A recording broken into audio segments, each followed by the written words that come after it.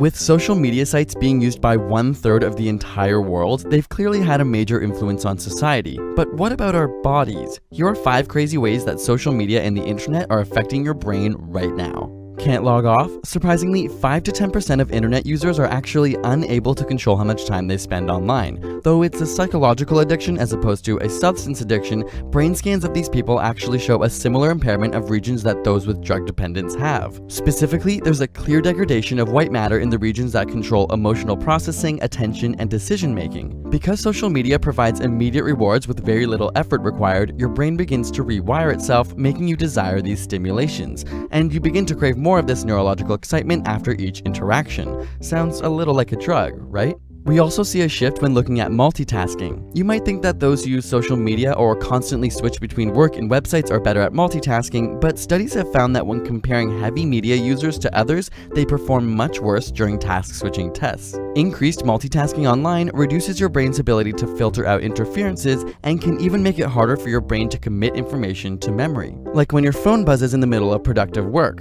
Or wait, did it even buzz? Phantom vibration syndrome is a relatively new psychological phenomenon where you think you felt your phone go off, but it didn't. In one study, 89% of test subjects said they experienced this at least once every 2 weeks.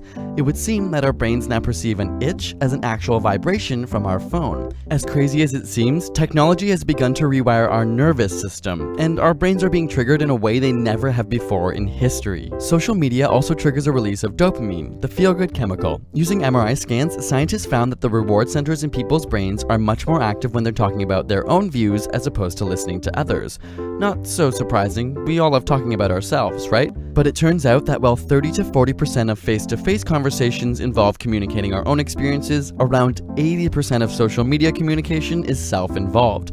The same part of your brain related to orgasms, motivation, and love are stimulated by your social media use, and even more so when you know you have an audience. Our body is physiologically rewarding us for talking about ourselves online. But it's not all so self-involved. In fact, studies on relationships have found that partners tend to like each other more if they meet for the first time online rather than with a face-to-face interaction. Whether it's because people are more anonymous or perhaps more clear about their future goals, there's a statistical increase in successful partnerships that started online. So while the internet has changed our verbal communication with increased physical separation, perhaps the ones that matter the most end up even closer. Speaking of social media, we had you ask us questions on Twitter, Instagram, Facebook, Tumblr, Google+, and every other social platform we could find, and did a Q&A video over on ASAP Thought. So if you feel like getting some insider info on ASAP Science and behind the scenes, check it out with the link in the description.